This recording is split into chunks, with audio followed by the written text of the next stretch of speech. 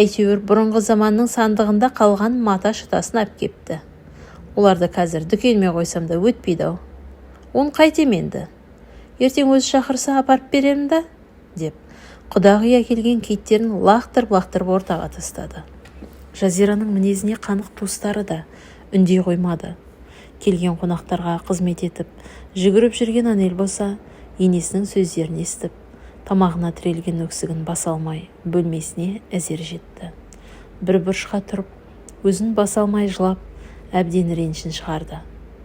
Қанша жүрегіне жақын алмайын десе де, ата-анасының тірнектеп жинап, әкелген дүниесін менсінбегені жанына қатты батты.